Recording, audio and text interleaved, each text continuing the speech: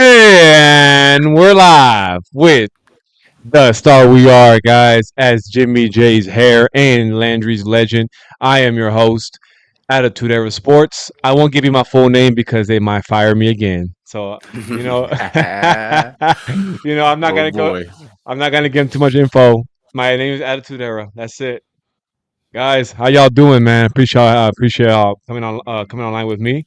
Oh man, doing Appreciate good, it. brother. Appreciate the offer. And, excited to be on. Excited. Uh, Man, it's gonna be a Absolutely. ride. It's gonna be a ride. Like you got three different characters. You guys are in character.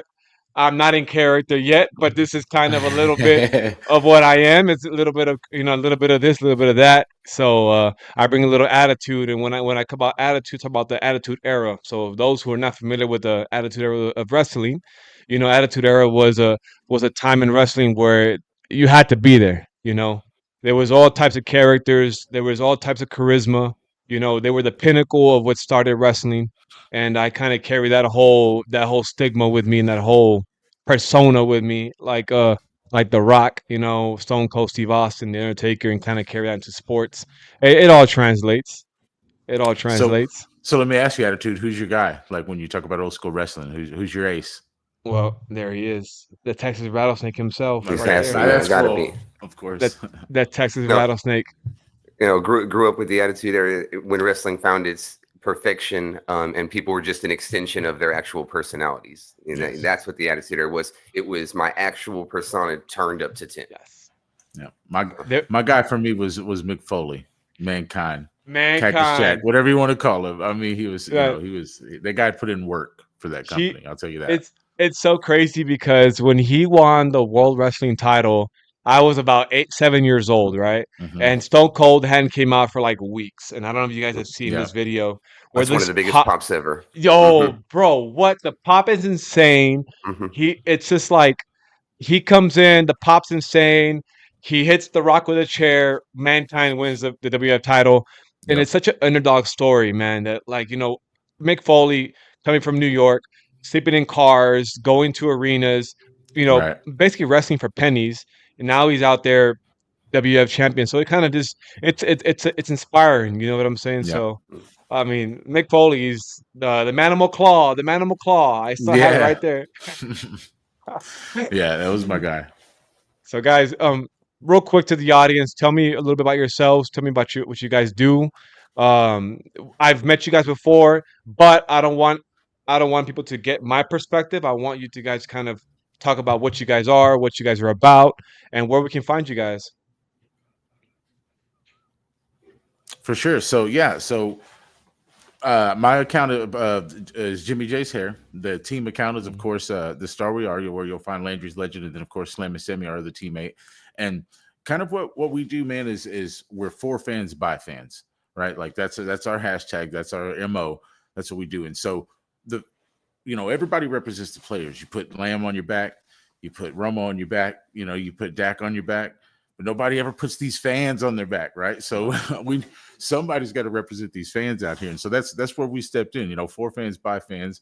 We're super fans, obviously. You see, we're over here cosplaying two of the greats, which is it's fun. It's a blast. It's what we love to do. And then in doing so, what we try to do is give back a little. So giving back to fans, because when we grew up, you know, getting a signed ball, going to a game, things like that. You know, when you don't come from a certain background or maybe certain financial status, those things seem unattainable. You just watch on TV and there's like dreams come true.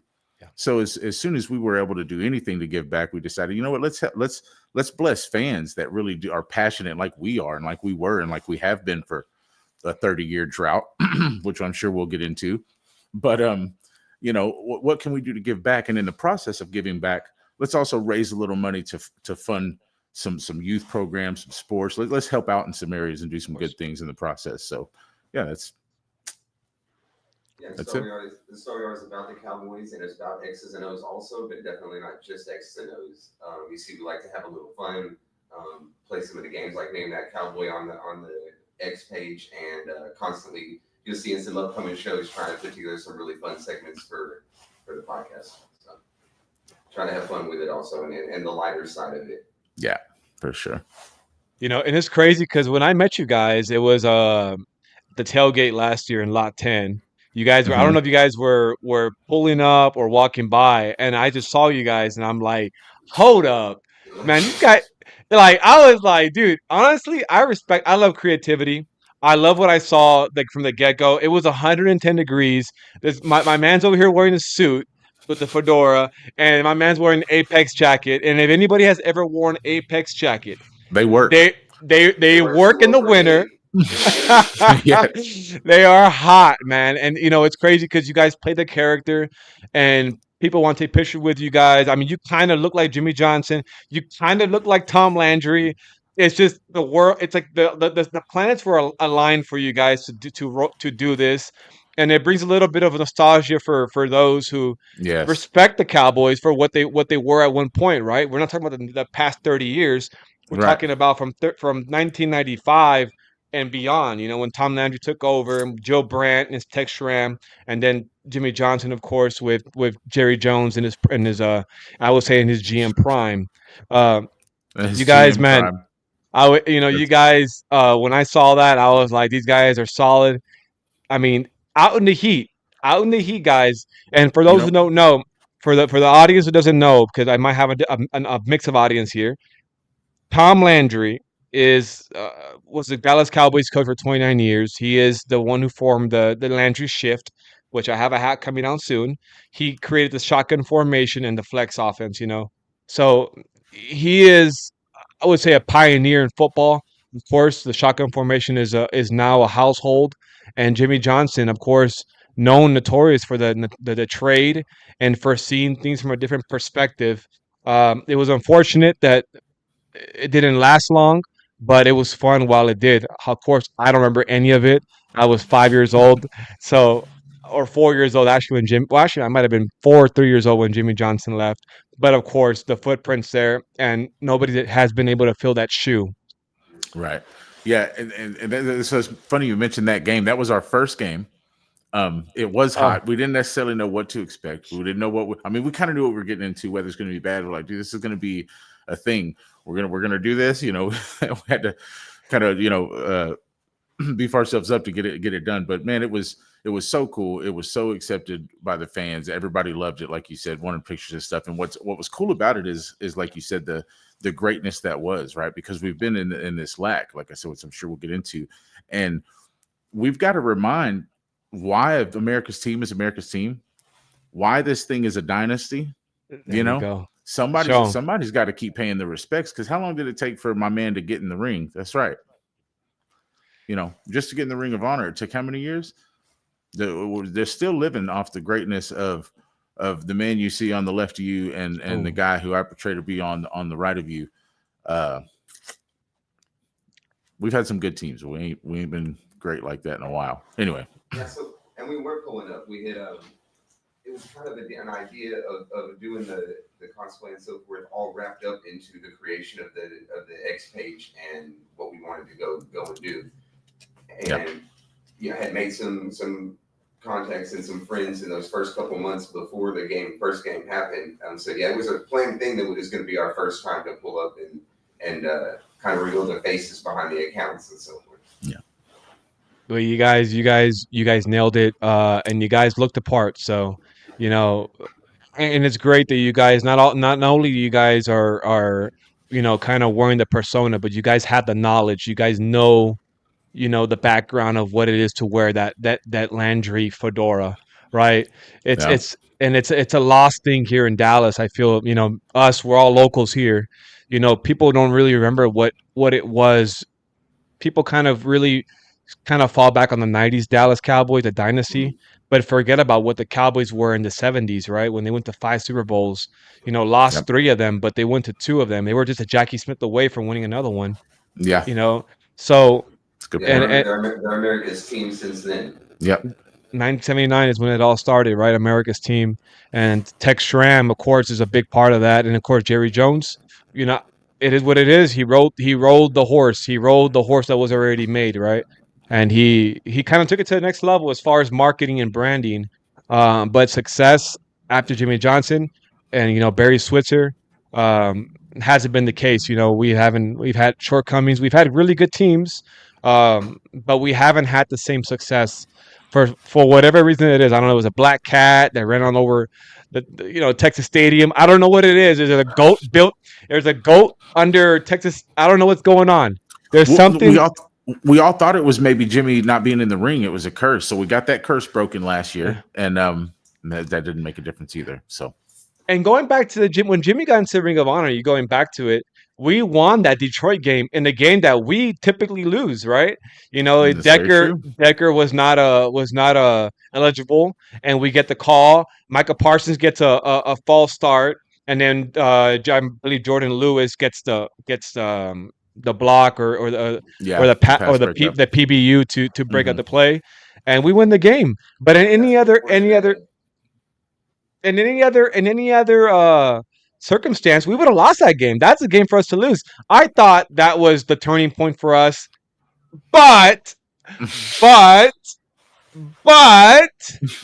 didn't work out that way. It didn't work out that way, bro. It didn't work out that way for us. And you know what? Here we are still. Here we are. What's next? What's next for us? Well, do you really want to know what I think what's next for us this season? You talk your game, man. Okay. This is attitude. This is sports, talking sports with attitude. You can speak your mind. This is a free space for us to speak our mind. Of course, we keep it within the boundaries of respect, but you can say your mind, and nobody should hold you accountable for anything you say here. You let it loose. Well, I'll go ahead and hold me accountable because I stand on my ground. So hold me as accountable as you want to, Cowboys Nation, because where I think this team is I look at a team who's got some young guys, right? We've got some young guys across the offensive line. But Tyler Smith has proven himself in a short time. I don't need to see any more out of him. We know what Zach Martin is. We know we're not 100% sure where Terrence Steele is from the injury yet, but camp has looked, good enough. Like if he can improve a little bit and get maybe back to a form, that here in a few weeks it'll be even better and he'll be back to close to what he was. So that's fine. Not too worried about the right side. And then Tyler Guyton is the biggest question mark. But we already kind of see the studness in camp, the absolute straight studness and strength and who he's learning from. And it seems to work. So I'm not concerned about our offensive line. Young, are they going to have some hiccups? Is it going to be the kind of things where like it loses you a game because they're that inconsistent and that bad? I don't think so. I don't think our offensive line is going to just be such, a learning curve that we're going to lose games because of it.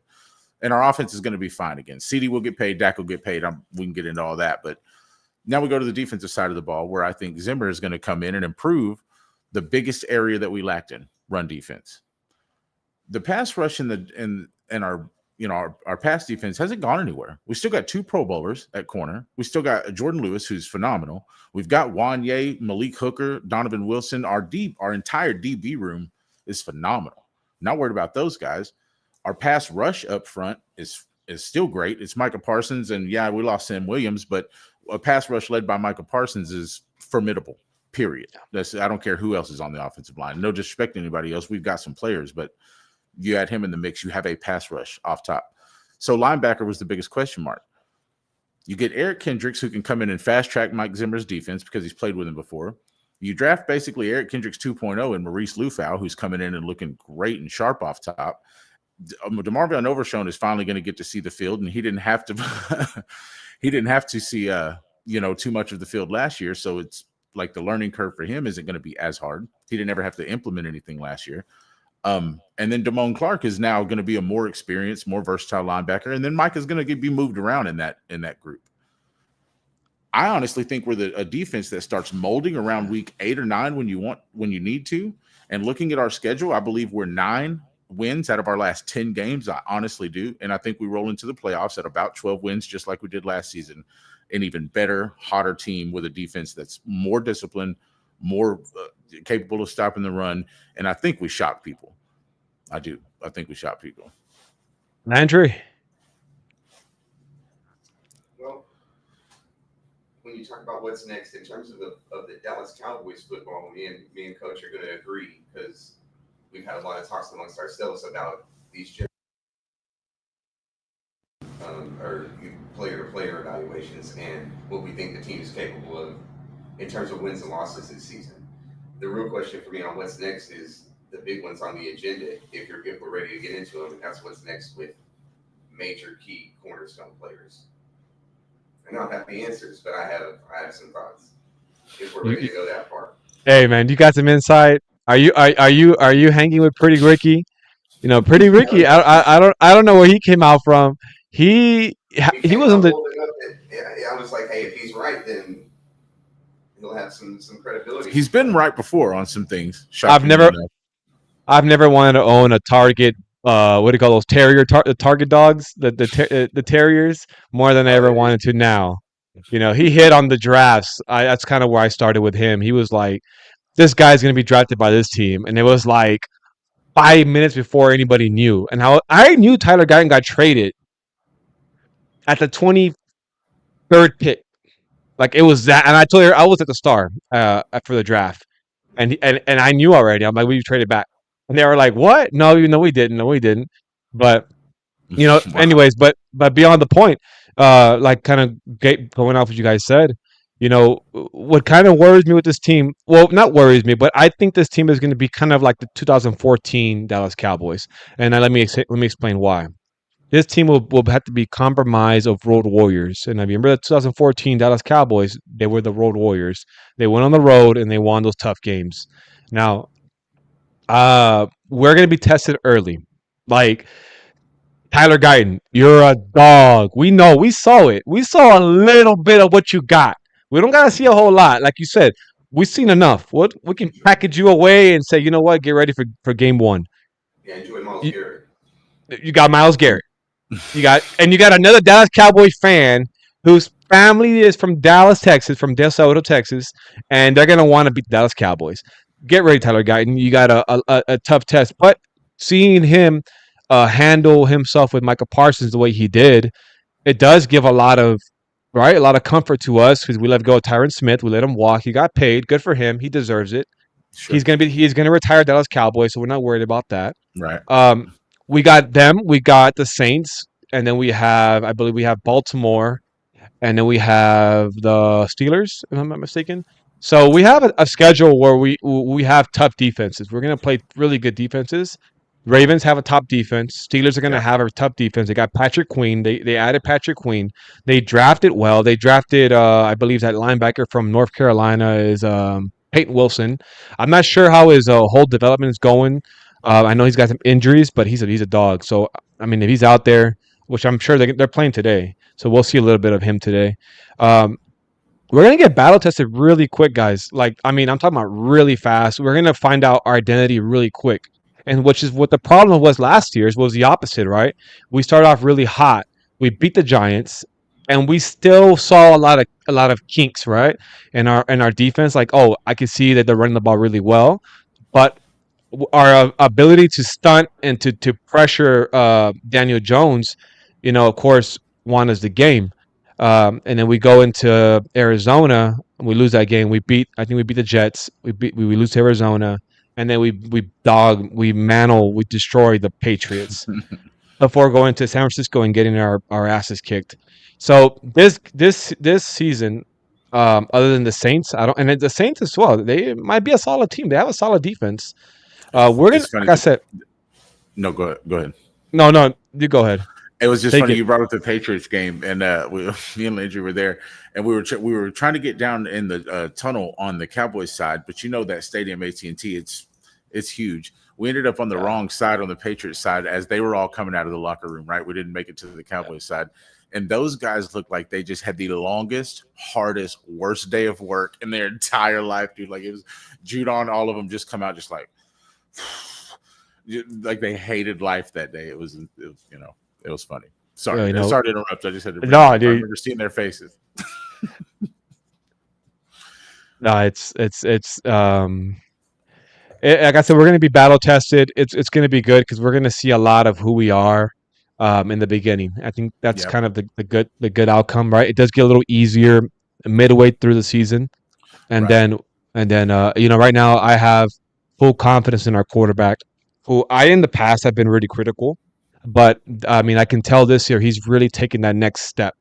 And what's that next step is that he's playing composed, right? He's playing with a lot of poise. And I know these are just practice games; they don't mean much. But the dude is solid. The dude is playing at a level he's never played before. And credit to Mike McCarthy, because Mike McCarthy, people don't want to give him the credit that he deserves. He is a quarterback whisperer. He is. He is a quarterback whisperer, which is also another reason why I have some faith. And before you guys shoot me and throw bone arrows and all that, Trey Lance. I'm not saying he's the future, but I think that I like his development. I like what they're doing with him scheming wise. I'm not saying he's going to replace Dak. If we sign Dak for 4 more years, I'm fine with it. I have no problem with it because at this point, I think he's in his prime. If we do go another way, I'm not fully confident, but I have like Colin Kaepernick vibes. You remember that Colin Kaepernick like one-hit wonder season when he just demolished Green Bay and went to the Super Bowl? I have that vibe from him, right? The Jalen Hurts, 2022, RPO quarterback, first read option. That was his thing. That's what Trey Lance is right now. Yeah. Dak is not. Dak is like a Drew Brees esky, right? Like can read the field. He's playing confident, and he has really good at that. So Jerry, if you listen to me, Jerry, just make the fucking thing happen right now, please. Jerry, if you listen to me, make it fucking happen, please. Our fans are not showing up to practices. They're not gonna show up to SoFi because of you, Jerry. Jerry, make it happen. Come on, dude. Come on, come on. I think you had the Dak talk last on the rundown list, so I won't get super into where I think his contract is, but I've got confidence. I will say, I was just going to, piggyback off what you said. I got confidence in the guy. He's a good quarterback. If we sign him for another 10 years, I'm not mad. I know he's not going to play it, but I'm just saying, if he's our quarterback until he can't play quarterback, I'm good with it. I think he's in a position. I think he looks the most relaxed. I think that's what it is. The word relaxed. He looks relaxed. He's like, I'm getting $55 million this year, anyways. I don't, you know what I mean? I'm good. I'm gonna get $40 million next year, anyways, from you guys. That's. I'm getting paid all the way around. There is no worse situation really for him because next season just brings more bidders and even higher numbers if it goes to next season. Well, shout out to you, Todd France. Shout out to you. They want to play stupid, and they say play stupid games, you get stupid prizes. There you have it. Yeah. Todd France hands them out. Yeah. And you know what? I don't think he's gonna settle for anything less than 57, 58 million this year. If it comes to that, right? I don't think he's gonna settle for anything less. He knows his market. He knows he's better than Trevor Lawrence. He is better than Trevor Lawrence. He is better than Tua Tagovailoa. He is better than a lot of these quarterbacks that have gotten paid. Joe Burrow has got 55 million, but he's been hurt. So Dak's like, well, you know what? I have longevity, right? He has longevity. He's been playing. He's been hurt a couple of seasons, but he's for the most part played 6 full seasons, 6 or 7 full seasons. Just had that freak injury against the Giants, but other than that, I mean, the guy's been solid for us as far as longevity wise. Not a lot of good quarterbacks like that in the league, man. That can get you 4,000 passing yards, 35 plus touchdowns a year. Give him a good running give him a good running game, and we think we're competing with anybody out there. Yeah. That's what it gives you is the ability to find these other pieces because you can't get there without the quarterback. Essentially, we see it every year. I mean, what did you say just the other day? Coach said almost every year the Super Bowl is the best quarterback against the best defense. Those are the two ways you get there. It's always been that way. Going back, and we can go back to you want to go back to Roger Staubach days? You want like history repeats itself, right? We had doomsday defense. Like Roger Staubach played with arguably the fastest running back at that time, Bullet Bob Hayes. He has Chuck Howley as his. I believe Chuck Howley played linebacker off the ball, or he might have been a DT. I'm not sure, but you had you had a really good defense. You had a really good offense. I mean, as far as like offensive schemes, you had Tom Landry at that time. Tom Landry was Andy Reid, what Andy Reid is today, Yeah. a pioneer. Yeah. So, and then you got, of course, you got Jimmy Johnson. Troy had Emmitt Smith. Troy had Alvin Harper. Troy had Michael Irvin. And then you want to go on the defensive side. He had Russell Maryland. He had Darren Woodson. He had Ken Norton Jr. He had Charles Haley. So, let's keep it a buck now. Let's keep it 100. If you give Dak, I think a team to win. I'm not saying go and get him. Who do we have at one point? We're like T.Y. Hilton and hurt Tony Pollard in the playoffs. Like, that's all you got. You got CeeDee Lamb. They're gonna bracket CeeDee Lamb. We had that defense played solid that game, but there was no running game. So San Francisco just kind of said we're gonna play zone all game because you can't run the ball. So you can't put all the fault on him in his career, which a lot of people do because it's easy. It's like it's low hanging fruit, and people are gonna do that. But I think if you give the guy a solid team to play with, I think I think he can kind of live up to that potential and I think like I said, he's playing better now than he ever did before. He's proven to be able to win games, and he hasn't done anything in the playoffs that makes you think, oh, he's a choke artist in the playoffs. Our team has collapsed in the playoffs, or it's been one side of the ball. Like Dak didn't play well, the defense did against San Francisco a few years ago. Dak does play well. One game defense just gets run. I mean, so it's been back and forth. There's nothing he's done to just be like, it's definitely his fault. He can't win in the playoffs. So, I mean, it's got to come together. It takes a lot to win a Super Bowl. Just saying. Do you guys remember? I mean, it's like going back to the 2016 game when we lost to the Packers. It's like, he brought us back. He brought us back to within striking to win that game. 3rd and 30 or whatever it is, and Aaron Rodgers pulls off a play that only Aaron Rodgers can pull off, right? And it's like then a field goal, and then we lose the game, and it's like, and that, and then 2018 the Rams, he didn't have a bad game. We just couldn't really get it going, and they couldn't stop the run. Defense got torched. And you know what? And you say he needs that team. I think he has it now. I think this is about as close as we have to it. Yeah. You've got Pro Bowlers at cornerback. You've got a Micah Parsons, the best pass rusher in the. You can say other guys get more sacks, yada yada. Micah gets held more, but his win rate ratio is through the roof past everybody. So he wins more. He's the best pass rusher. The metrics say so. And on the other side of the ball, you've got a really solid offensive line. Like I said, we might be young, but I bet we're going to be top 6, 7 at least. That's a good enough offensive line to get it done. And I believe you've got an elite offense, regardless if you're, because for me, the NFL today is running back by committee anyway. It's nice to have a Derrick Henry. You don't have to have it. Baltimore was the best running offense in the league last year. They added Derrick Henry for what? You're just going to how do you get better than best? So adding stud running backs don't do anything for me. I don't see the market in it. I think running backs should get paid, but running back by committee is fine. This is the team that Dak can take all the way. Last year, we all believed it. What happened though? We went into a game with undersized linebackers with a defensive game plan to hit the quarterback, let's take the ball away, and they ran it down our throat because we couldn't do anything about it. We had no real help in in the defensive front end and the nose tackle position, and our linebackers were shot unhealthy. We were injured. We were lightweight. We never had a chance. Yeah, we walked in handicapped into a couple of these playoff losses, like I was talking about, along with not necessarily playing poorly, just coming up short, or not playing your best game of the season, or in the case of Green Bay, literally playing your worst. It was. Yeah, it was bad. I put very little of it on Dak Prescott, though. It's true.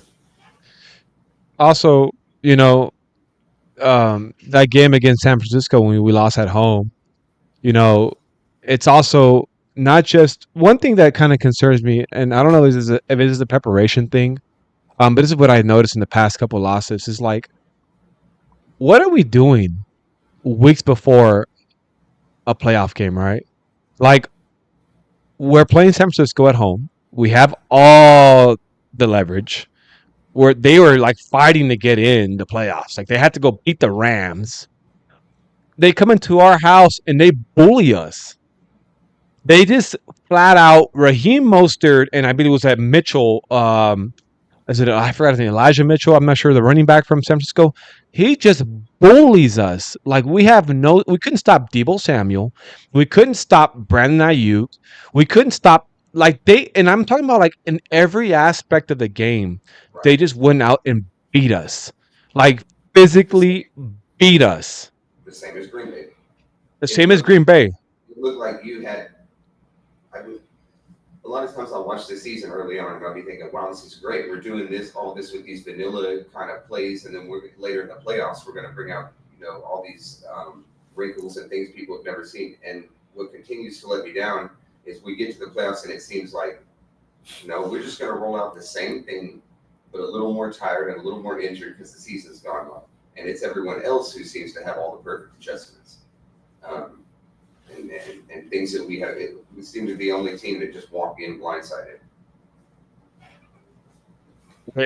Man, and like I said, it all comes down to preparation, right? So that's kind of what I'm like. Now I feel a little more comfortable with Mike Zimmer's going to be on the sidelines. Mike Zimmer's going to be there. He's going to hold these guys accountable. He's an old school coach. He's not going to be in the booth. And shout out to Dan Quinn. Dan Quinn turned us around from 2020 to 2021 and became one of the top defenses in the league, from the worst defense in the league. So shout out to him. Thank you, Dan Quinn.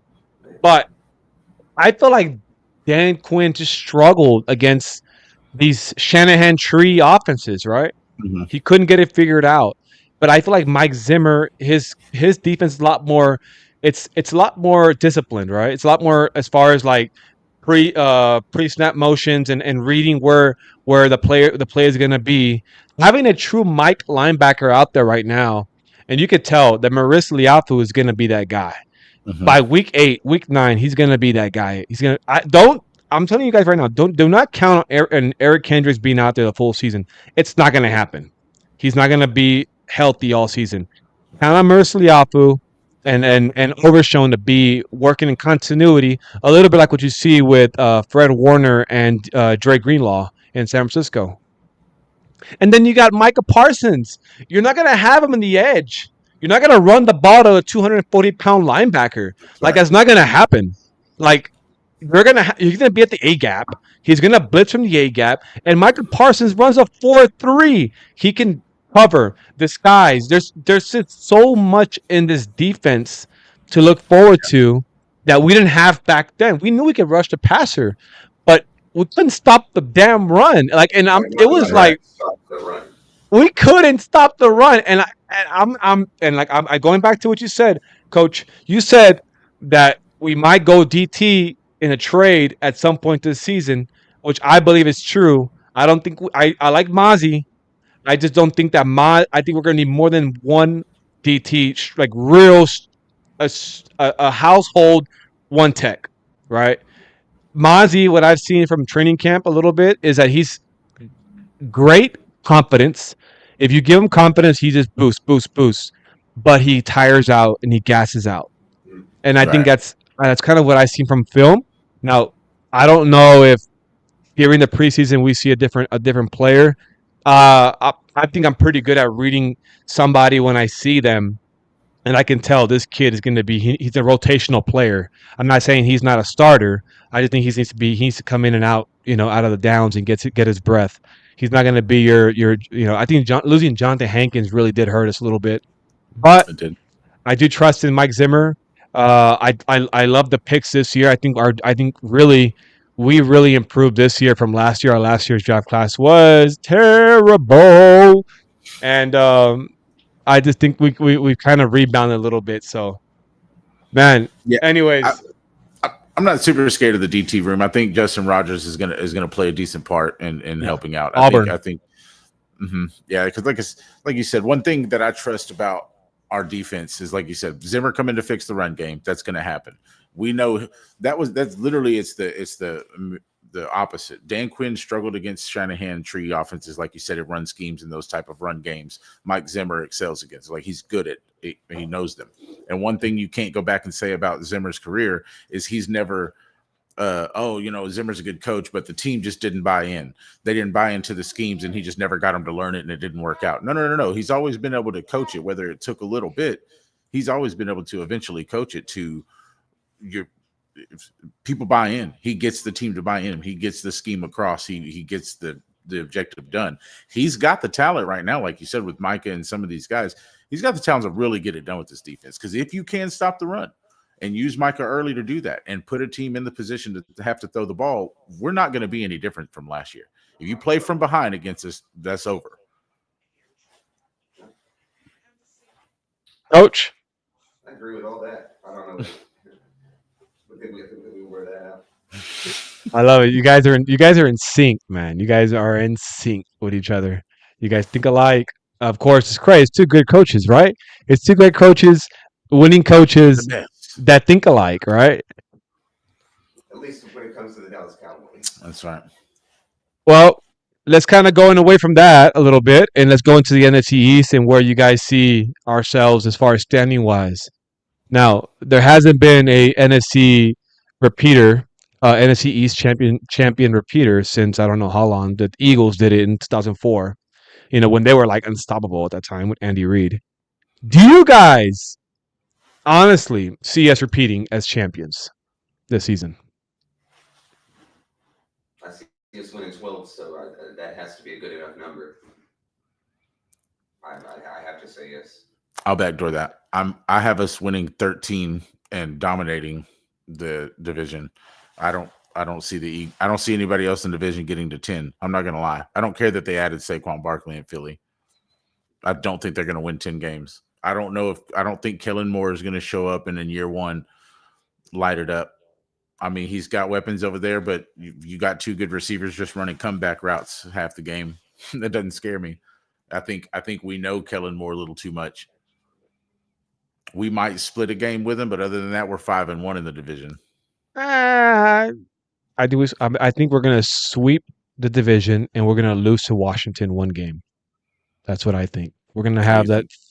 Yeah. Excuse me. I shouldn't say sweep division. I think we're going to beat the Giants, sweep the Eagles, and lose to Washington once. It's going to be one of them. It's going to be one of them weird games, one of those weird Cowboy losses that we have every year, right? I give it to you. Yeah, it can happen. Now with Philly, they did add some firepower as far as wide receiver. I believe last year the wide receiver 3 was Zaccheaus, or excuse me, I mispronounced his last name. This year, or Julio Jones might have been their wide receiver 3. Who knows? This year they added Johnny Wilson from FSU, and I followed Johnny last year in the draft. I followed him all through the season. He's a tall, lanky, take the top off of you kind of guy. And I think if Kellen's smart, he would throw A.J. Brown to slot and use A.J. Brown for those like short yardage, or kind of like the way we use C.D. Lamb. Knowing Kellen Moore, he probably will do that because he did that with C.D. Lamb himself. So there will be some changes. Now, I don't think that Jalen Hurts, I think he's an excellent athlete. He's been an excellent athlete all through his college career. But his inefficiency to read a defense has cost him a lot, right? And I think he's a first. He's still very young in this league, and he's still kind of going off the first read, the first read, the first read. First read's not there. I'm taking off. And Nick Bosa kind of gave it the blueprint and said, "Well, if you cover that B gap, if you contain that B gap, he's not going to go anywhere. You're going to make him throw the ball." And that's where San Francisco And just he's went a out to. leverage thrower of the ball, in my opinion. Yep. Yeah, and he's got a weird throw in motion too, where it's a long, kind of like a JJ McCarthy throw in motion, where it's long. Um, but the guy's talented. He's on my fantasy, so I mean, he better win me some points. Look, But here's the thing with Kellen Moore. Kellen Moore had an Ezekiel Elliott run game for a little bit. He had at least toward the end, but at least he had some sort of a run game, and he had Dak Prescott, a really good thrower of the ball. He had an Amari Cooper and a CeeDee Lamb. Like he had these things. He went over to LA with the chosen one, Justin Herbert. I didn't see any flashes. They looked stale, and sometimes in games where like they needed their offense to wake up and like go get it done, it looked flat. If you go, me and Landry were talking about it last season where we were watching some of the replays. We were going, golly, we see it now. Like we see what was kind of unfolding with Kellen calling the plays and trying to make adjustments in the second half. And like you kind of see it now, like that's what we were running into. That was our problem. It wasn't a team problem. I believe it was some sort of adjustment issue in Kellen's. So here's where I think what's going to happen in Philly. He's going to go over there and trust in that run game so hard because he's going to find out that Jalen Hurts is not even Justin Herbert, much less Dak Prescott. He's just not. You can ask almost anybody in the league, arm talent wise, Jalen Hurts does not have it like either of the two names that I just mentioned. So he's going to lean on Saquon heavily in the run game and in the dump off game. And let's say, Saquon stayed healthy last season. He's going to get a lot of touches from Kellen Moore. They better hope he stays healthy this season because Saquon Barkley will be the catalyst to that team's success. It won't be A.J. Brown and Jalen Hurts, not in Kellen Moore's offense. At least I don't think so. It's just my opinion, but hey, that's what we do. We give opinions, like it or not. Use them as toilet paper if you want to. I don't care, but that's what I got. Or swim in your tears. Our opinions make you cry. Well, you have to swim in them. Swim in those tears. Don't drown, baby. Paddle downward. What about you, Coach?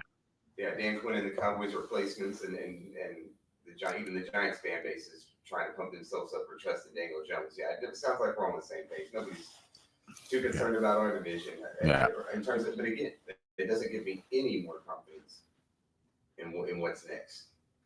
I'm not sure other than Mike Zimmer and run defense. That's the one thing that gives me an excitement for if we win 12 games again.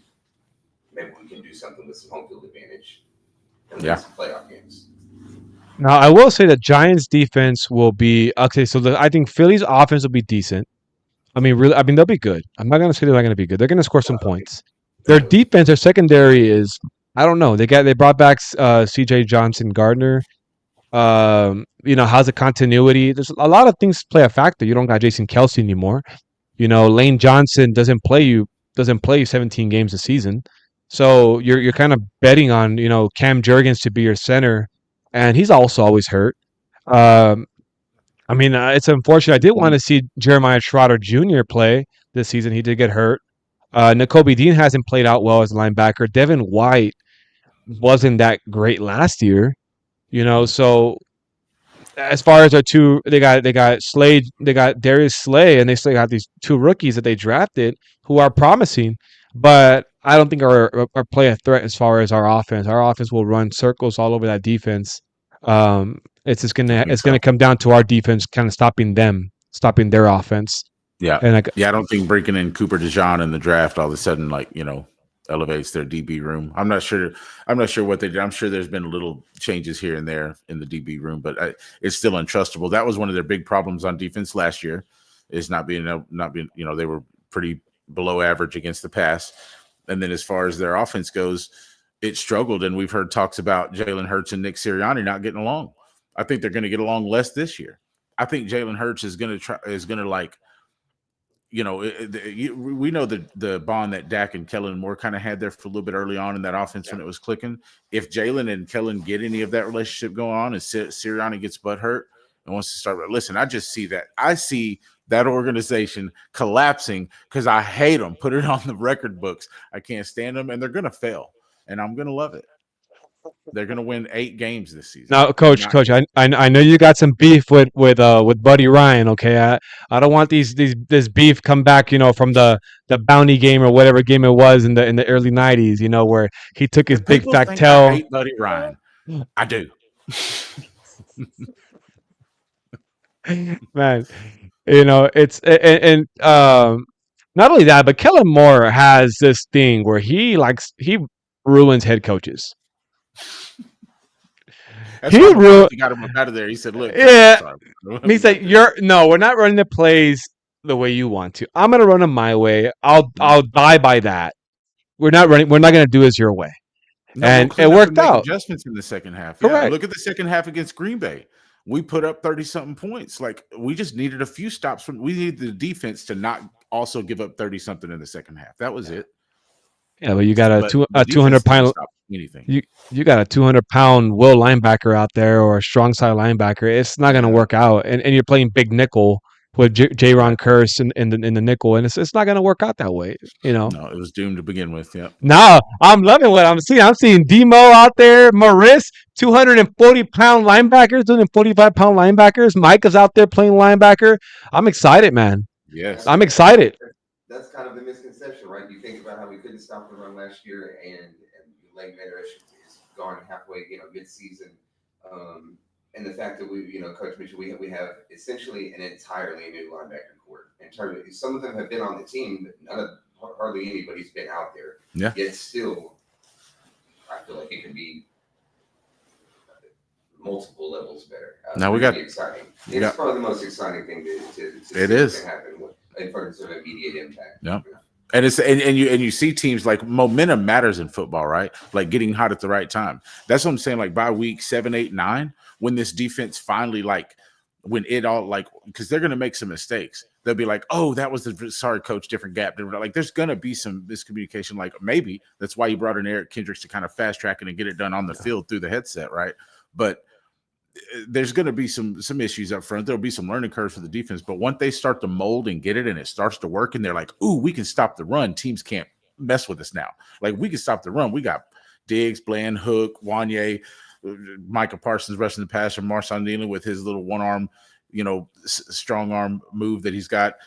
We'll get after your quarterback and we'll say, yeah, we'll get after your quarterback. We'll take the ball away. Once our defense gets in that rhythm and starts really connecting with Zimmer's system and is like, "Oh, we can stop the run. Like, hey, people can't run on us." It's going to build a confidence and a momentum that I'm telling you. That's why I think we're going to shock people. We're NFC Conference Championship bound. I've got full trust in it because the offense didn't go nowhere. I don't care what the running back room looks like. Don't care. Mike McCarthy we weren't great at running the ball last year. The offense didn't suffer from it. There was some games where you would have liked to have run the ball better. I don't see it. Let Dak cook, man. Coach? What's that? I'm ready for some of the other topics. So, Coach Jimmy, are you telling me that? Are you saying out there on the air? Because we're out there in the air right now. Okay. Are you going to say we will win the division? Wait, you're recording? We're live? We're live, baby. Oh, we're live. We're live. We're live, baby. We're live for your mind. I'm saying I've always been a realist. Everybody, we always say we're going to win it all every year. No, there was a good 7, 8 years where I was like, this team ain't got it. I'll say it straight up. This team does not have it. This team had it last year, and it failed in a crucial moment, in a crucial way, in a crucial game when the other team knew exactly what we couldn't do. Barring injuries, I don't think we're built that way this year. We're not going to have a deficiency anywhere on either side of the ball where it's just like we know how to get the Cowboys. Last year, that was the case. We know how to get them. These zone runs, they cannot mess with these run schemes and stuff. To play action, we got them wide open. And when they did it to the tune of we either dominated you or you dominated us. So yes, I'm saying on air, NFC Conference Championship game. I'll put these on it. Woo! Boy, he said we'll put these on it. Okay. No, I can't do that. Can I? I'll have to ask Jerry if I'm allowed to do that. No. You got no ties with Jerry Jones. You are now in the Ring of Honor. You can do whatever you want. It's easy for me to say the division, but I can't go as far as coach with the conference championship. I haven't given me a reason to if I- we wanted them. That's I fair. agree with you. I agree with you. And, you have – I agree with you 100%. Come back. Halfway through the season, we'll come back, and I might be back in the mode where I was halfway into last season. I was legitimately, this team actually can go win the Super Bowl. Mhm. And then what happened. Yeah, I feel like this year – I feel like go ahead. They had the roster. They had the in the middle of the season there, and before they lost, really deteriorated in the linebacker core. Mhm. So I feel like there's no in between with this team. We're either going to be really, really good or we're going to be really, really bad. There's no in between. That's what I think. I think we're going to be on the hot seat if we do lose the first couple of games, and it's going to be a lot of pressure. There is already a lot of pressure being in Dallas. There's going to be a lot of pressure. There is a lot of pressure coming to this season already, but it's going to be a whole lot of pressure if we lose 3 of the 4 games we play. Mhm. I'm just saying. through the first 4. Oh yeah. Oh, we'll beat this. We'll beat the Saints. We'll beat the Saints, but I can't guarantee the first game. Well, that's where I really think. I think we could be 3 or 4, or even 4 and 8. But I'm gonna tell you what the back half of the schedule looks like, and I'm gonna tell you if Zimmer's defense is if everybody's bought it and it's working, which, like I said, Zimmer's never proven for that not to be the case, and the players are there.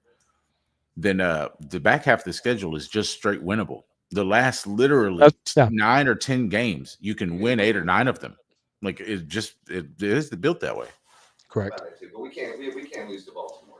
We got too much hype at that game. I don't think we lose to Baltimore. I don't think we lose to Deshaun. Joe Flacco outplayed Deshaun last year. I'm not buying it. Nick Chubb, we don't even know how healthy he's going to be. We don't trust the Browns. We beat them week 1 and then beat the Saints week 1 and then, like Coach said, shock the Ravens. We start off the season 3-0, and we're not even in full rhythm. Well then, damn, y'all gonna start believing me. Then at that point, probably that early, y'all gonna be like, oh, maybe we are on the way. Well, I will say, for those who don't know, week 3, which is the second home game of our season, September 22nd, lot 10. Shout out to Mike Tag and Kelly K9. We're gonna be out there. I'm gonna be a part of that. I'm gonna do my thing there. We're gonna have Cuts by Jones. Gonna have. And I'm kind of giving a little promo. This is all improvised right here. They have a bottle opener, some stuff. They're gonna have some pretty cool items for the people to purchase. If you guys haven't met Mike Tag was one of my neighbors back in Florida, and Nice. I've met Kelly. Awesome people, man. So lot 10, September 22nd. I'll see y'all there. I'm gonna be there. Coach gonna be there. Coach Landry's gonna be there. We're gonna be there live. We're gonna be there. You heard the man. Come see us. Come see us. Come see us. If you're a Ravens fan, come see us. Last year we had Jets fans with us, vibing with us. It was all good. It was all good times. We have a good crew out there. So, we can't lose that game. We can't lose that game. We can't. We can't. Last year, the second angle was looking to, take it to, I imagine. I'm gonna have so many Miller Lights in my system that game that. There's just no way we can lose. I'm not gonna sacrifice my body and my liver to lose that game. Like I want at least if I'm gonna do it, it's gonna be we win the game. I want to go home with a hangover and a loss. You know what I mean? Well, yeah. Listen, the home record for the crew is good. There you go. Any Cowboys content creators or super fans or anybody out there that will, that you've seen in the whole mix. Anytime we met together at a home game last year, we smashed. The one game I don't think we all met for was Green Bay. Green Bay. I wasn't there. We were all at home. Tuck was out there all by himself. Shout out. Oh to yeah. Shout out to Jay Tuck. Hey, but Jay Tuck, he got to meet Mark Cuban, so it didn't turn out too bad. Anyways, guys, we're gonna move on to now what's going on with the contract negotiations around the NFL. Brandon Aiyuk. Where is Brandon Aiyuk going to end up, guys? Do you guys have any idea? If you're a GM, let's play GM now. You're a GM. What are you doing with Brandon Aiyuk? If I'm the San Francisco GM, I'm moving off of him. You're John Lynch. You're moving off of him. Christian McCaffrey and Deebo Samuel are our playmakers. Left tackle still has to get a contract. Trent Williams still has to get a contract. I think your defensive end has to still get a contract. if that hasn't already happened. Too many other guys got to He get got paid, paid and last we have year. too many playmakers on offense already. He's valuable. You make the trade. I mean, it's as simple as that. Now, where do I think he goes? I think he ends up in Pittsburgh because we've heard him say that's where he wants to be. Pittsburgh could probably use it. You want to fast track Justin Fields or Russell Wilson into that offense, you're going to need some help over there because I don't think they're going to be very good. This is Mike Tomlin's first year under 500, in my opinion. So Brandon Ayuk or not.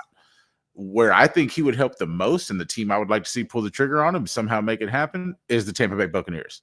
Because I believe he would make Baker's life easy. I believe you make that wide receiver core one of the better ones in the league all of a sudden.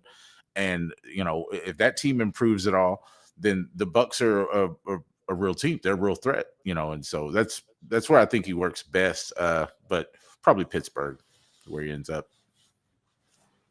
Yeah, with Pittsburgh, the one that's the front runner. I like the Tampa Bay idea. Maybe Minnesota is a dark horse. I think they might have the money. Now they got a rookie quarterback now. Need to add as many playmakers as they can to fast track that development. So, Do you think so? Because you know, JJ's going to go with the first read, just like any other rookie quarterback. at first. Well, and I think is Darnold not declared the starter already over there? I think Darnold has already been declared the starter in Minnesota. So, but it still got preseason, man. You still got a preseason. You still got all these games. You still got the pressure from the fan base as well. It's a lot of these a lot of moving parts, right? In the NFL, it gets very political. Right. It does get very political, and it's not just the Cowboys. It's all NFL teams. Around here. Yeah, Almighty. The Dallas Cowboys are politics. Yeah. You know, but I'm not gonna get into that because. You know, I'm not gonna get into that. I'm not gonna get into that because I got to say, but we won't let all the air out today. We'll let things roll, and then later on we'll come around that and we'll air some more stuff out. But keep the dirty laundry in the closet. But yeah. Anyway, we'll do a little quick. Let's go by division. What do you guys have winning divisions? We'll start with the NFC South. I got personally Tampa Bay winning the division or Tampa Bay. I think Tampa Bay made its divisional round, beat the Eagles in the wild card. I think they have some momentum going their way. They signed I always forget his name. Is it Mike Williams? No. Mike Evans. They signed Mike Evans. Rashad White is still there. They got that they just signed their left tackle. They still got a solid defense. They still got Winfield and Tristan Wirfs. They still got Dave Winfield. You could play baseball, but Winfield. They still have a solid team. So I think in the NFC South, it's still pretty weak. I have them winning the division. I think I've got Atlanta winning it. Ooh, Kirk? I do. Kirk? Well, the offense is loaded. They've got a top 3 offensive line, I believe, is what PFF had them ranked. They're really their offensive line is actually really, really good. We know Bijan is an absolute stud. Kirk Cousins with a good run game is a good manager. He is a good game manager, and he's got weapons over there in Atlanta. You've got London, you've got Kyle Pitts. They're not lacking. They've got Bijan. a good defense.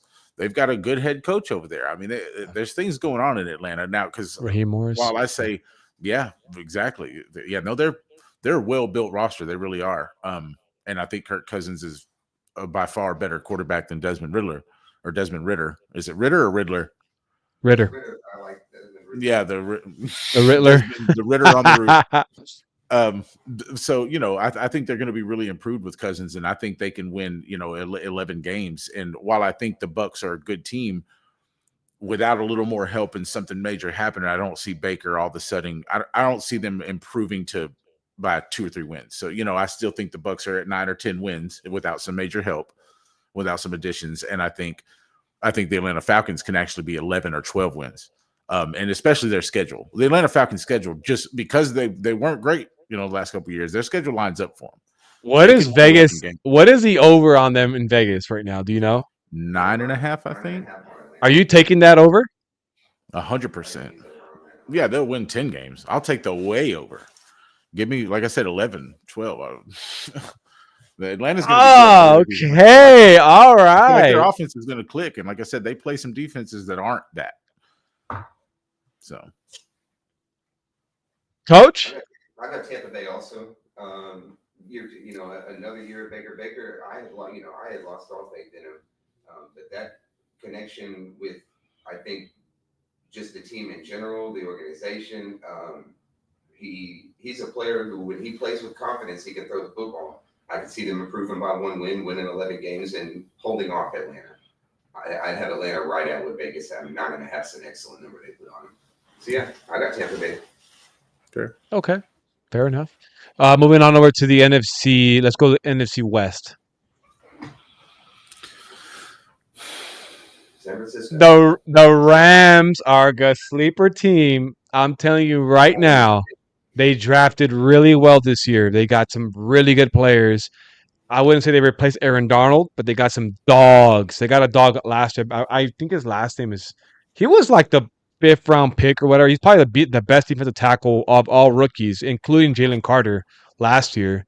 They got Brandon Fisk from FSU, and they got Jared Verse from FSU, and they got a dual quarterback threat, right? They got Kyron Williams, and they have Blake Corum. Matthew Stafford, he is a Hall of Famer. Shout out to Highland Park. Um, and they still have, Cooper Cup, and they still have a pretty good receiving core. Puka Nakua came out last year. So, I mean, I'm not gonna rule them out. I'm not. It's a weird year for San Francisco. The downfall might be coming. So we got one San Fran, one Rams. If I picked a different team, would I be laughed at here? Yes, I would. So I'm not gonna. Are you saying Seattle or Arizona? No. You're Arizona's fixing to shock the world, baby. Listen, I agree. I agree. I'm not not saying in no. a bad way, right? No, not at all. If I trusted the Rams to stay healthy, then I'm right there with you. If I thought that if the Rams stay 98% healthy and don't lose any key pieces, then they can beat San Francisco by a game. I just don't know Cooper Cup. It's been, Nick after Nick the last few years. The defense, I don't know. They've lost Aaron Donald, Jalen Ramsey. I don't know how much I trust the Rams defense. I know they added Jared Verse. They're going to be decent, but they're going to be young. I see that defense going through a struggle that I don't think their offense can keep up. Now, fully healthy, I think they can edge San Francisco by a game, because I do see San Francisco taking a fall back. They've got people to get paid. Deebo Samuel's not going to stay healthy this whole season. I don't think Christian McCaffrey can stay healthy this whole season. He's only done it once in his entire career, which I think was last year. I know he missed 2 games last year, didn't he? I'd have to look, but I've got the Rams at 11, San Francisco at 10, but I'm so torn because it could literally go either way. I mean, I'm right there with both of you guys. I could see 11 and 10 for both those teams, and I just don't. Maybe the competitions against each other will decide that. Well, and that's where I'm at with San Francisco. It's the 2 competitions against San Francisco that I've got as a decider. Yeah, and that makes sense. San Francisco is just too well-rounded of a team to lose 7, 8 games. It's just, that's tough to ask. I think they can lose 6 or 7 games. All right. And right before I go into the NFC North, guys, I'm going to take a 30-second quick break. If you guys want to get some water, we're going to come right back into it, talk about the NFC North, and then finish up talking about the CeeDee Lamb contract and what you guys have talked about. Dak Prescott, we talked about that already, but we can, there's other topics we have. Just give a quick 20 or 30-second break, and we'll be right back into it. Yes, sir.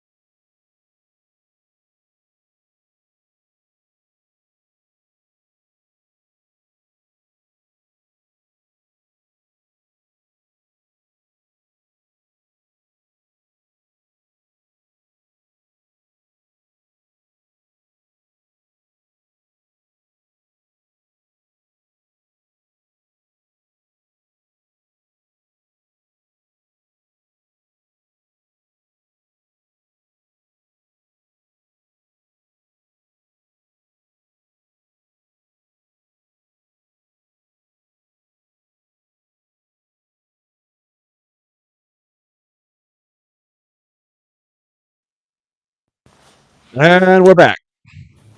Hey. You know, when you're a father, you got kids, you got to kind of make sure everything's in order still, right, in the household. Absolutely. So I gotta do a little walk around, see what's going on. Too Um, quiet. it's too quiet. Exactly, it's too quiet, and it's too quiet for my well being to comprehend that everything's okay. There has to be some sort of chaos going on. Too quiet creates anxiety. Hang on. Yeah. There must be a fire. Exactly. Silence equals fire. Correct. Um, so going to the NFC North, we got I got Detroit probably leading. Oh, I don't know. Hold on, let me backtrack. I might say Green Bay. I might go Green Bay a little bit because Green Bay has a solid defense. Young team, also well coached. They got a really good linebacker in Edgerrin Cooper out of A&M in the second round. Who they broke my Coach heart, knows man. all about that. Yeah. Yep, they got my boy Edgerrin. He's a solid will linebacker, and Yeah, Coach knows all about that. We both grew up in the College Station area, so we're both big Aggie fans. And Coach actually gave our guy a ride to the airport when he was heading out from A&M toward the end of the season, and chatted with him a little bit, and telling him like, "I hope we get you. We'll see." And he was like, "Dallas better come get me pretty soon because somebody wants me." And Yeah. got in, ended up going to Green Bay. So they didn't work Coach out is- for us. Coach is mad. No. That's funny you bring that up. This one right here is Edgerrin. Yeah. Oh yeah, really? No. Dude, he's a solid athlete, man. That guy is a solid athlete, solid He's a stud. person. Yeah. He is. No, He he'd have is been great definitely. for our linebacker room. No, no shade to anybody that we have now, but boy, he's great to any linebacker room, right? We can just obviously say that. Green Bay. They broke my heart again by drafting our guy. Yeah, I think I'll jump there. I'll just go Green Bay and then let Coach take it because I know that he's even higher on them. So Green Bay in that division will be unanimous on this one. Go ahead. Green Bay unanimously, yeah, they're gonna win 13 games. They're gonna win the NFC. They're gonna be in the Super Bowl and lose to the three-peat Chiefs. So that's where I have Green Bay. So if that tells you anything, It tells you he doesn't have the Dallas Cowboys in the Super Bowl. I don't have us in the Super. I have us losing to Green Bay in the NFC Conference Championship game. At home or away? Yeah, that one can be determined by record, but probably away because I have Green Bay at 13 games. I have us at 12 or 13, but I don't know where the tiebreakers would lie. Yada yada. So Fair enough. like you Moving said, on. Green Bay's young and good. They just are. They're the biggest threat in the entire NFC. Like if you ask me, I think they're better than San Fran this year. Oh, they're dogs. They play like with that dog mentality, right? Like last year, and it goes back to being bullied again. Like last year, you got what was it Alexander? Was this the cornerback Alexandre?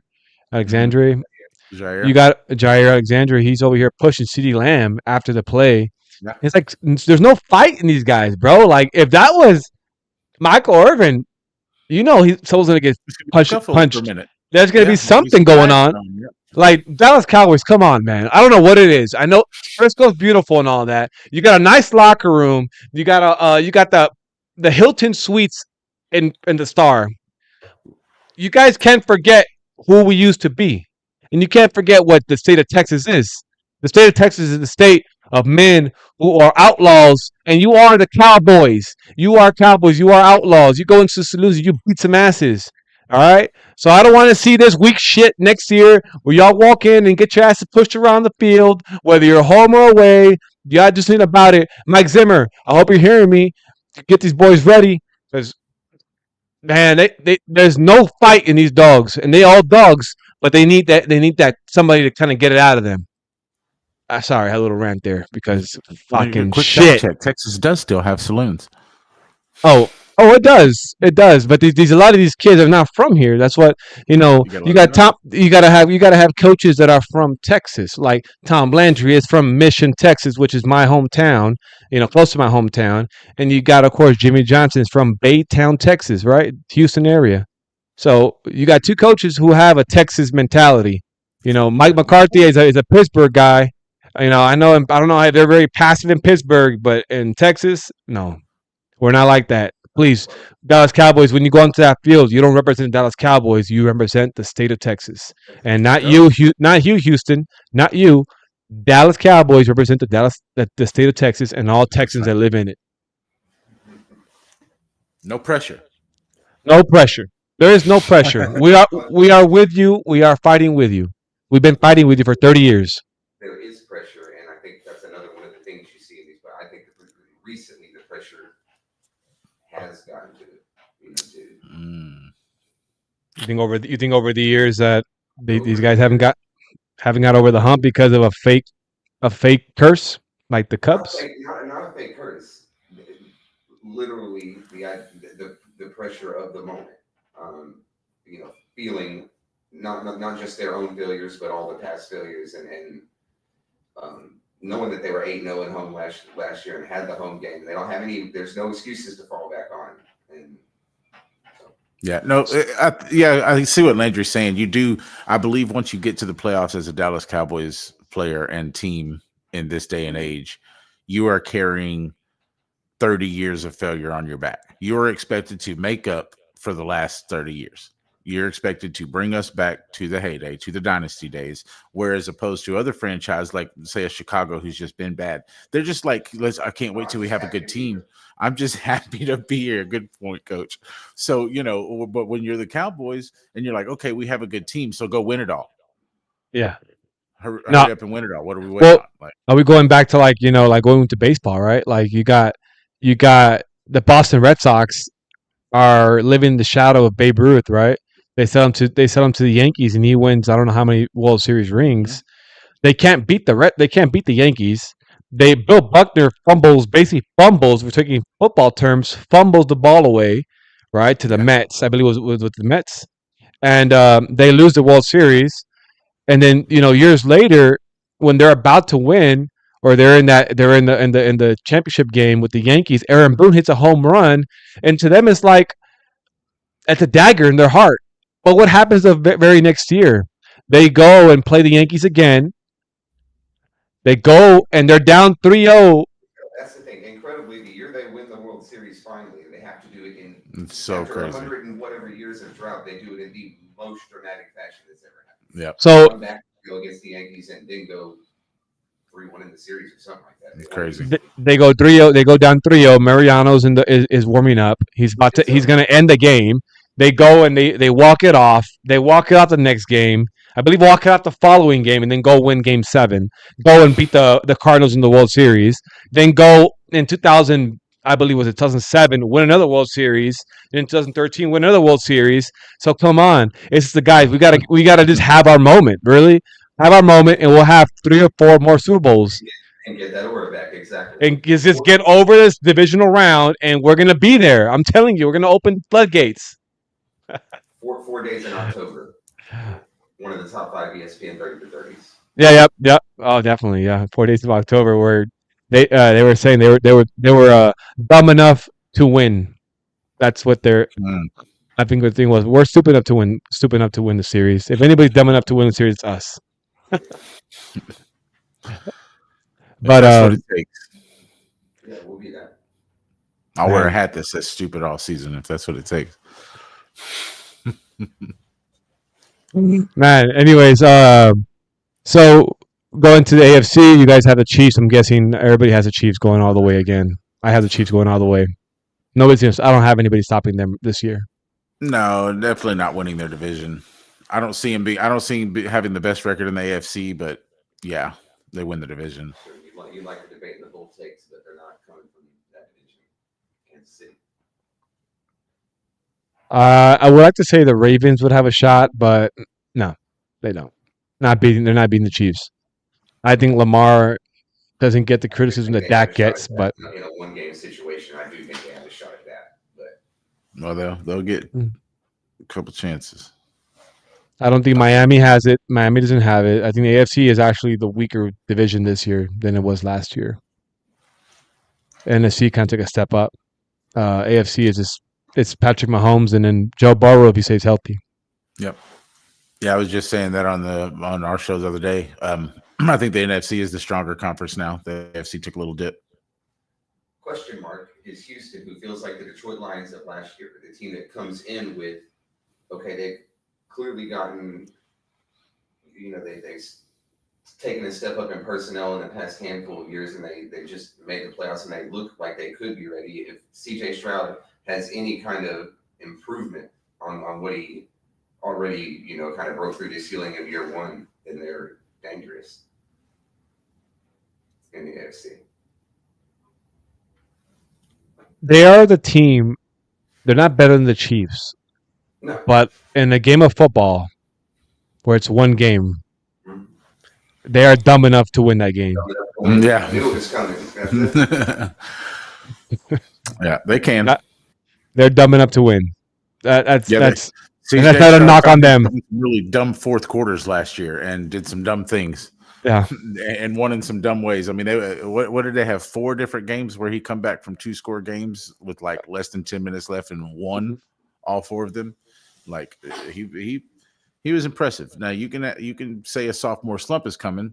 It happens. We've seen it, but their roster's really good. I don't know. There's players that have sophomore slumps, but I think with the weapons that he has, the game plan he has, the coach that he has, the wide receiving group that he has, the defense that he has, I don't see that. I don't see that he should have all the pressure that they improved too. To add to your point, they improved it for him. Like, oh, you're going into your second year, we're going to add you a little bit more. We'll go get Diggs. We'll give you some more heat. So, because they went from a good wide receiver core last year with him moving the ball around to they just went and got the best receiver on their team now. They went from B- to A-. Yeah, there you go. Because you got Tank Dell, you got Nico Collins, you still got Dalton Schultz playing tight end. Can't block worth a damn, but he can catch a ball, right? You got Joe Mixon running the ball, and you still have Damon Pierce. I believe he's still playing with them. So you just added 2 good weapons to an already solid offense. As I'm saying, you just made CJ Stroud's life better in year 2, which is important. I feel like. Yeah. So I don't know if we made it that far, but the Texans in the South. Yeah. However, I do see Anthony Richardson having a pretty decent year. Yeah. But I don't see the Colts being I don't think anybody's a threat to them in the AFC South.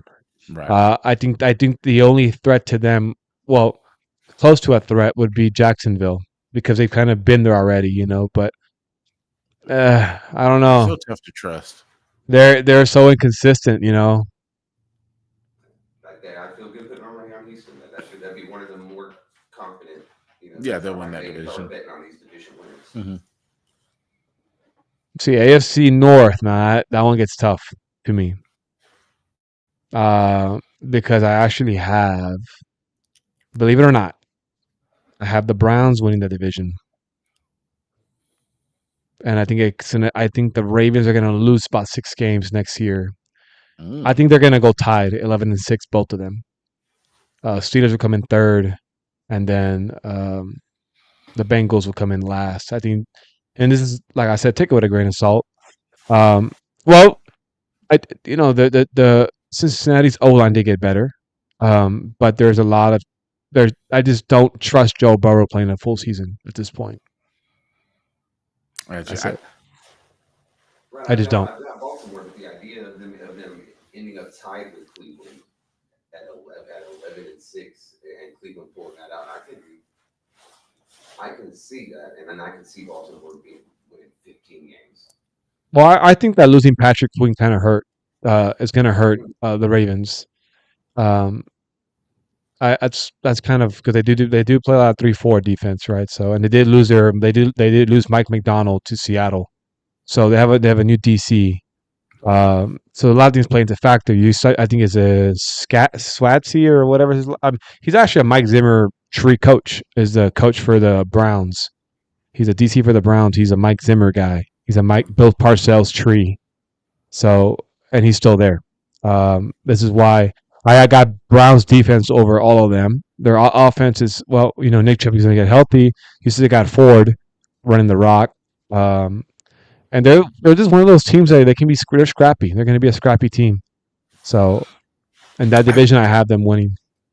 I can't trust the Browns because I don't trust Deshaun Watson. Listen, I'm going to tell you right now, and this some people might think this is a bold take. They just gave Deshaun Watson about $250 million guaranteed, 240, I believe it was, fully guaranteed a couple years ago. The guy played 6 games last year where Joe Flacco played 5. He threw for less touchdowns than Flacco, less yards than Flacco, and more interceptions than Flacco. I don't have any faith in Deshaun Watson. I don't think the guy plays on the Cleveland Browns the year after next.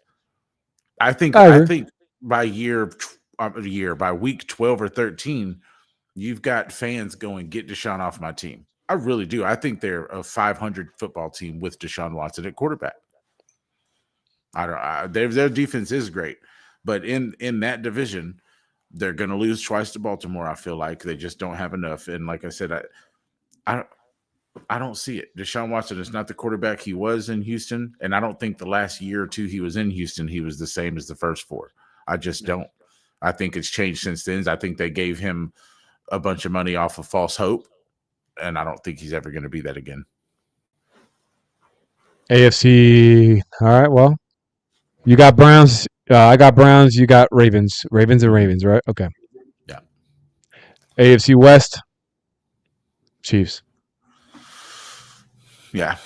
Oh yeah. That's right. Chiefs. I don't. Chargers don't have. They're gonna have an okay defense, but they're not gonna. They'll be better under Harbaugh, but I just not. I think the Las Vegas Raiders will come in second in that division. Now, speaking of Las Vegas Raiders. Speaking of them. Oh, it's coming. It's coming. It's coming. It's coming. Here goes the pass. Number 4 to Las Vegas. Swat that. I swatted it. The PBU. Potential trade breakup.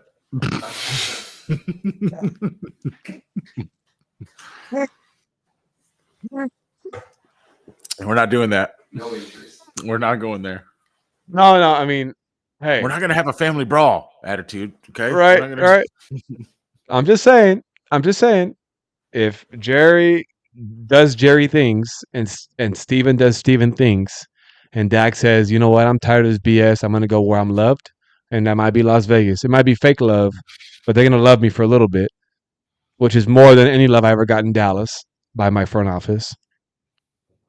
Dak and Las Vegas makes a lot of sense. And guess what? They will pay Dak $60 million with their eyes closed. Anybody's going to pay Dak $60 million next year. And Dak's going to sit it out and bet on Dak because he did it before. He's going to do it again, but it'll be the Cowboys who give it to him. Okay. Yeah, and I feel the same way in terms of I think he's playing enough this season, and I think he's going to have to get paid more than it would be this season next year, obviously. There's more than one suitor, good suitor for him, and I know that it's realistic.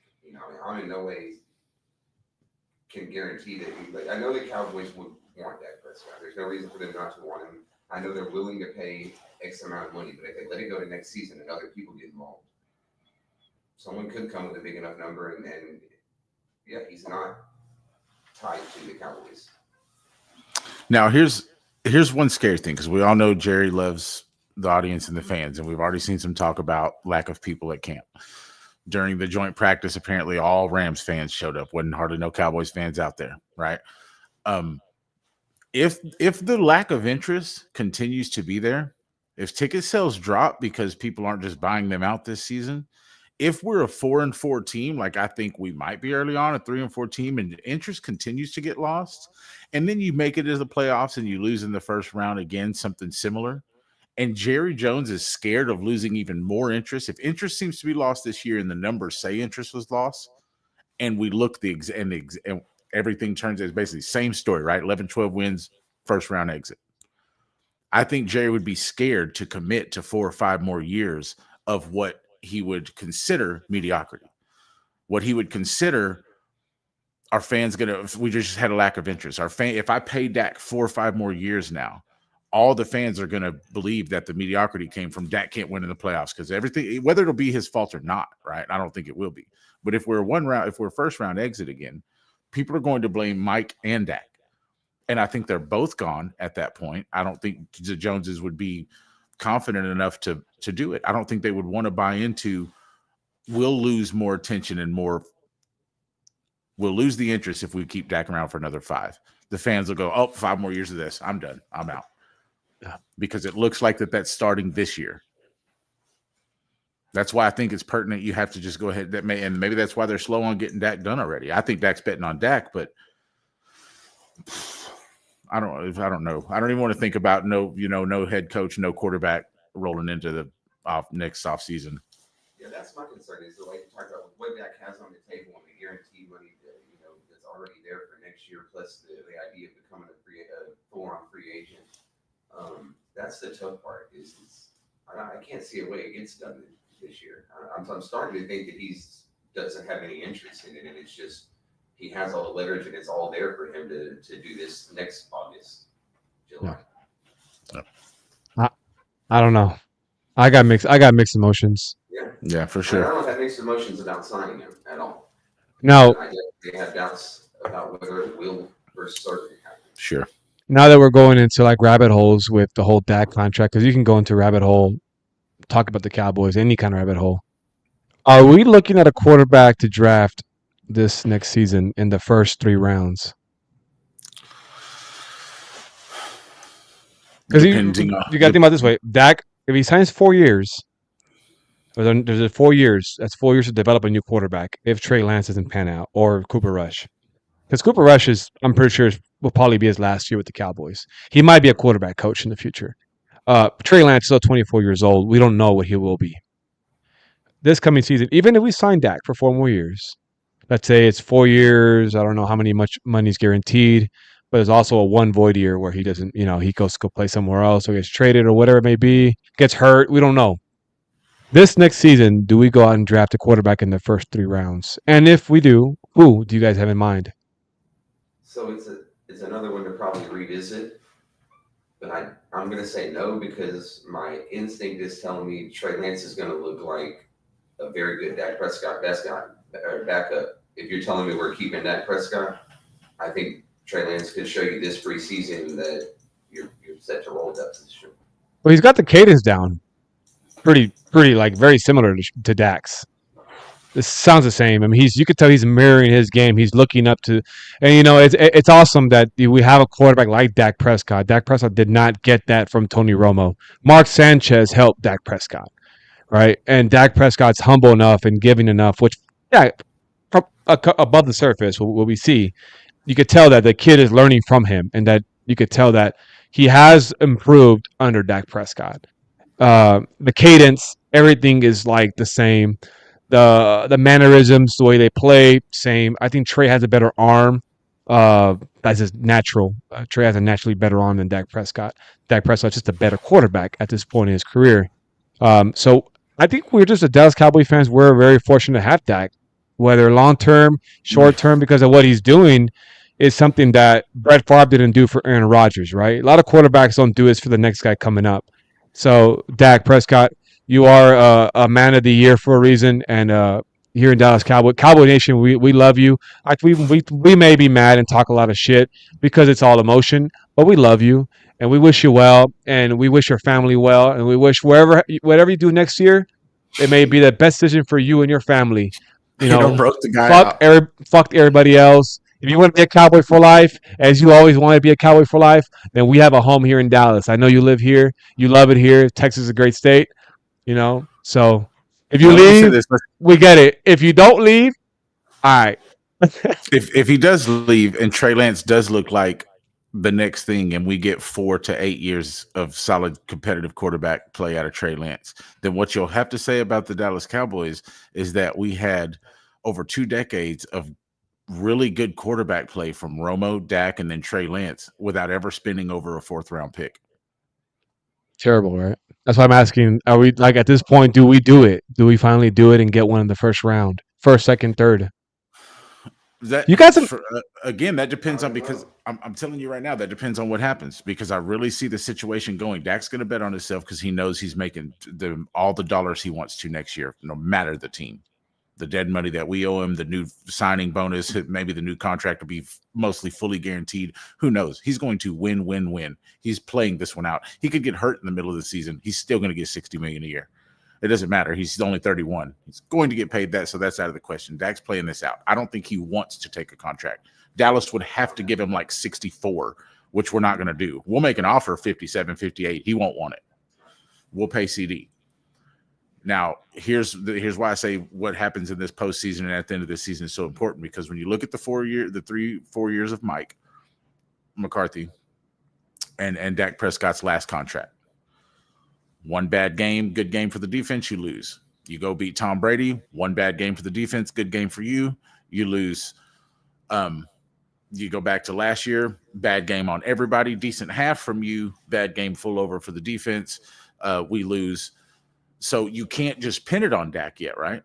So the fact that we went and got Zimmer, we're fixing the problem that's going to make our defense the reason we lose a playoff game. We're going to fix that.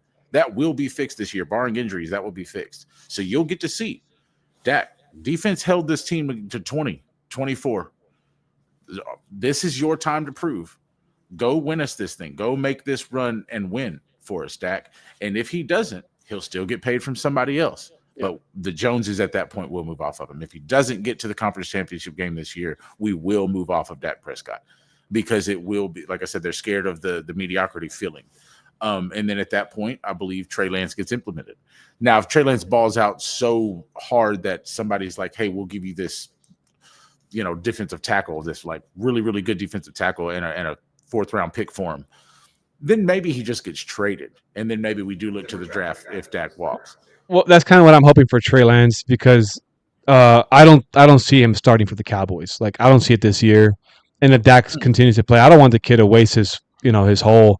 If he has the opportunity to play somewhere else and show his talent and go and showcase himself and play, then by all means, if we can get value for him, I am all for it. I don't understand why Cowboy Nation wants this kid to fail. It's not Dak versus Trey Lance, right? It's that Trey Lance is a Dallas Cowboy. Dak is a Dallas Cowboy. Let's root for our guys. We had this happen when Dak was a rookie and we had all the homosexuals. Dak is not a quarterback. It's Tony Romo. It's Tony Romo. It's Tony Romo. Tony Romo. Well, I feel like it's the same shit now with the Dak sexuals not wanting Trey to be good because they think it's a Trey versus Dak. It's not Trey versus Dak. It's what the value we can get out of Trey if he does pan out. So you want this kid to be good. You want him to show out. You want him to, but it's like any little thing that we can find. I'm not saying we, as like a Cowboy Nation, can find any little just shit on this kid. We're gonna shit on him, make little clips. He can't complete a pass. He can't do this. Meanwhile, you got Cooper Rush throwing fucking 20 interceptions in practice, but the one interception that Trey Lance throws is all over the fucking internet. It's insane. We do this to ourselves. We put pressure on our own players when they don't need it. When guys fucking gone through a broken finger and a fucking broken ankle. Like, the kid hasn't really played much. No. And I want him to do well, but not so much for the reasons of do well for someone else to decide if maybe return our trade value that we gave up, or something a little better out of it. I want him to be. You need a good backup quarterback. You do, and he does. Someone has to be a good enough player to start somewhere, but be on your bench. Yeah. To give you all the different fail safes you need as a team to keep it together no matter what. Yep. Now, Coach, you do want a backup that mirrors your starting quarterback. Here's your starting quarterback. All he is younger with a little more wheels and a bigger arm. Hunter, what's his name? Hunter Huntley or whatever from Baltimore is a mirror of Lamar Jackson. Not as good as he is, but it's the same RPO style quarterback. Mm-hmm. Trey Lance is a play action quarterback, just like Dak is. So, and he's 24 years old, he's still young. I think Michael Penix and him are the same age. Yeah. Well, here's the one thing though, right? Because when you look around the league, we happen to be in a year, and it kind of this also goes for Dak's contract and next year too. What it looks like, we happen to be in a time where a lot of teams have either a young quarterback that's a project, or that they just drafted in the last year or two that they're still working on for the next couple of years. Or other than Dak Prescott, almost all the quarterbacks out there deserving of a contract or that were up for one got it. So there's not a lot of contracts. There's not a lot of quarterback movement that I think is even going to happen next year, other than a team maybe like New England deciding Drake May no, Zappy no, Mac Jones, all that no. We're looking at Dak, or a team like New York. We're done with Daniel Jones. We don't trust nobody else. Let's get So maybe the team like Jets. Rodgers didn't pan out. He's gone. We'll take. The Jets would be a great, like, if Dak goes anywhere. If you're talking about a trade, But I'm looking at teams that Dak fits on, but most teams outside of maybe the three I just mentioned, they either have their guy or they just drafted a guy. There's not a lot of quarterback movement next year. Just not. And somebody who needs a quarterback is going to grab Shedeur Sanders early. Probably like he's going to go earlier than you think. I have a feeling. You've got a decent quarterback class. I wouldn't say it's an elite quarterback class next year. The one quarterback that I do have my eye on are two. There's one local here in SMU and Preston Stone. He's one of the quarterbacks that I have my eye on. And Jackson Dart out of Ole Miss. Dart, that's a hell of a name for a quarterback. Jackson Dart. Jackson Dart out of Ole Miss. And you have Penn State, Drew Allar, 6'5". Gives you Big Ben vibes, got a good arm. Those are my quarterbacks for next year. You could say there's another quarterback from I think his last name's Ward, out of Miami, athletic quarterback. But I guess we'll see how the season pans out. But my eyes on Jackson Dart. I think that if he becomes a Cowboy, he's got that it to be a Dallas Cowboy and to we'll see. Yeah, because it could end up in a station. Like I said, you either have the guy at quarterback or you have the team around a quarterback, like San Francisco, like Kansas City, like last year's Super Bowl, like Super Bowls, like Jalen Hurts, right? Like Nick Foles winning the Super Bowl for the team against the guy, right? That's what it's kind of the. So if we all of a sudden end up in a situation at the end of this year where all of a sudden Dak is not believed to be the guy, I think whether it be Trey Lance, I think Trey Lance gives you the perfect opportunity and the perfect style of quarterback to go ahead and build the team. Like if you don't think that's what I'm saying. If this is a situation where the Joneses don't think Dak is the guy and he's out of here anyway, and they're just letting him play this last year out, go ahead and trade him. But then that's where Dak has all the leverage because he has the no trade clause, yada, yada, whatever. But if you don't think Dak is the guy, then you go ahead and you have Trey Lance. You go ahead and build the team, and we have pieces right now. You could do that. We have a lot of Pro Bowlers on this team. So to kind of tilt it the other direction. Off of the Dak contract, CeeDee Lamb's going to cost you more. If we all seem to be in agreement that Dak's not going to sign until next year, CeeDee Lamb's going to sign this year, and it's going to cost more without the knowledge that you're going to have that quarterback there for you, the one that you probably can attach to. And I think that's going to drive CeeDee's price up. Well, hold on now. Brandon Cooks looks good out there. Oh, CD who? Jalen Tolbert looks really good out there. And did you guys see Devontae Turpin? I mean, Devontae Turpin looks like a wide receiver 2 out there. I don't know. I don't think Jerry's biting his nails on this one, guys. I see Jalen Moreno Cropper out there making some plays. Jalen Brooks is looking good. I don't know, guys. I don't feel the pressure. I don't know about y'all. You don't feel the urgency to get it done? Fuck yeah, I do. We need them right now, like today, right now we're talking. We need to see them signed. So here's my comments on that. We need them signed, at least 14 days before the beginning of the season. Literally, just football shape is all that we need him to get into, and that's what I think the comment of urgency really boiled down to. Is we feel like it's getting done by that date that we have in our head. So no, I'm not urgent to sign him today. This is Jerry Jones, like my idea of Joe Jones talking.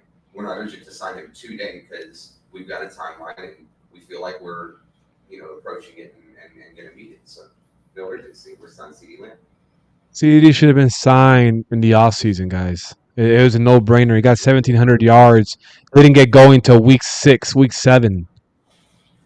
Yeah, no, the not having contracts done. Yeah, that's one answer. Why do they wait so long? But then again, who's going to fire him? Who's going to fire Jerry Jones? Who's going to fire Stephen Jones? Who's going to fire his daughter, Charlotte Jones, the director of marketing? Who's going to fire any of them? It's nepotism at its finest. You can't fire nepotism. When your dad runs the show. The only ones that can fire him is us, Cowboys Nation. The ones that pay season tickets. The ones that pay to go to Oxnard, the ones that buy merch. That's what I'm saying. I think you don't get him fired. I think you just get him fired up. You don't show up and stop buying stuff. You're just going to make him make some move. He'll go back to old Jerry and be like, "Oh, y'all want splashes? We're going to give Dak to New York for 2 first-round picks, and we're going to go get this player in free agency." I think he'll get scared into just doing outlandish things. Yeah, even the fans can't. I don't know, man. Jerry's 81 years old. He ain't got. I mean, got. And I don't wish. No one has a time on their life, right? We don't know when our time is coming. But 81 years old, man, you're pushing it. Boy, you better be all in now, because he ain't got. I mean, we don't know. We don't know tomorrow. Going all in today. All in. All in. How far removed are we from all in now? People were upset a month later, like, "Oh, we haven't done anything." We're all out, and and Oxnard is telling you that when you got a practice game, you got half the fans, and the freaking Rams don't even have fans, and they're taking over your practice facility. They were all the fans. But we brought up a highlight on the show the other night, that the Dak throw. I'm sure you've seen it on Twitter, where he puts it in the bucket, splashes it in the net. If you go look at that clip in the background, you can see the whole stands. Man, you might actually be able to count 24 people out there. Oh yeah. Yeah, the Rams fans and the River Ridge Golf staff. That's right. You're gonna see on Sunday when we play the Rams, Cowboy Nation is gonna show up, and they're gonna take over SoFi in that preseason game, and it's gonna be like, oh, well, no, we're back, and then we're gonna go to Las Vegas and do the same thing, because it's a venue we don't visit very often, and Cowboy fans are all over the country. Not all of them are like us that have think about our fan base is so big, but half of our fan base is they're just fans. They're not people who actually understand the game of football or watch the drafts or follow players and their journeys. They're just fans, which is okay. But the ones like us, we're the ones that get hurt. We're the ones that feel it, because we have a deeper meaning with it. We have more of a sentimental value, not so much of I like the team because of the colors and the star. I like the team because of what it means to us, and not the case for everybody. We'll know. We'll have the true marker will be Frisco, right? Those open practices here in the local area when they come back to Frisco. Nobody shows up to that, you'll know something, because I've been to them, basically a handful of years since they come back from COVID, since the COVID break where they didn't have one. Been to everyone since, and it's usually pretty packed. Like, people show up to the open practices in Frisco. If that doesn't happen this year, then that might actually be a sign. Well, we'll have to link up. I might have to wear a mask. I'm not sure I'm allowed in that building, so we'll have to coordinate that. I might have to wear a Rey Mysterio mask or something. Yeah. Just do some face paint. Just paint a star like on your face. They'll never know. Guys, you guys have any last word before we wrap this up? You guys have anything y'all want to say to Cowboys Nation? Coaches? Just fired up to see anybody at camp. I'm really going to start to put some feelers out there. I'd love to get an idea of who's going to be there those couple days. And kind of know who we can run into. But I can't wait to start seeing people again in person. I'll just say, go follow Landry's Legend, Slam and Sammy, Jimmy J's Hair, myself. Follow The Star We Are on YouTube, Twitter, TikTok, Instagram, Facebook. We're on all of them. We're mostly on Twitter and YouTube, though. Just recently kicked off our weekly show Tuesday, 6 to 7, which Attitude, you're more than welcome to come on anytime. You just hit us up and let us know. And while you're here, guys, like and subscribe to this channel, to this guy. He's going to be bringing some fire this season. As you may have seen in this episode, he's not going to hold back. He's going to let you know. He's going to wear it on his sleeve. So Excellent host. Yeah. Yes, this will be a fun show. We were thrilled to be on. Let's go, baby. We were thrilled to be on, and I'm sure, listen, we would love to be back. So you can find us there. That's about it. Fan responsibly, everybody, and come on, man. Let's go. Let's get there. Coach, can you say this one last time for the fans? What was that saying you said in an NFC Championship in 1992? I know it's been a long time. I'm not sure your memory is still, intact. But after we won that game against in Candlestick Park, 2-for-1 corn dogs. No, is that? No, not that one. The one after the game. The one after the game. When you got on the table and you were speaking to the group of guys and you were saying something along the line. Don't throw the Gatorade on me. No, don't mess up my hair. No, he said something about Like, was it like, how about them? How about them? Oh, how about them Cowboys? Oh no, okay, Is that- okay. is How that about it? them I Cowboy? Yeah, forgot. yeah, It's yeah. slips. I'm getting old. It's been a slips. lot of Hannigans, coach. You gotta take it easy, coach. Okay, a lot of Hannigans. I know you're enjoying yourself out there in Keys West, out there where you live in Florida. You know, take it easy. You know, we love you. We want you to continue being part of our nation. And now you're in the Ring of Honor, as you should be. We are, you know, we feel prouder than you feel. Trust me. Much love. Guys, and I want to say thank you guys for joining me. It's been 2 hours of talking, man. It was, programmed to be an hour, but we just kept it going. Good continuity with you guys, and just like when we met, good continuity, and we're going to continue this, and we'll continue making some shows. Guys, you can follow me at Blitz Dallas, Attitude Era Sports, Blitz Dallas. I got hats coming out. I got merch coming out later on. Stay tuned for that. And you guys can follow The Star We Are at The Star We Are. You got Jimmy J's Hair and Landry's Legend. You guys follow them. You guys follow them for great content. And we'll keep this ball moving, man. Cowboys Nation, we up. 48 hours. Let's go. Boom. See you, boys.